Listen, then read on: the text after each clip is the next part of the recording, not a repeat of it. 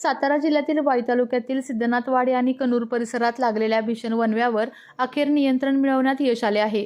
काल मध्यरात्रीनंतर सुमारे 12 वाजण्याच्या सुमारास लागलेल्या या वणव्यामुळे परिसरात मोठी धावपळ उडाली होती।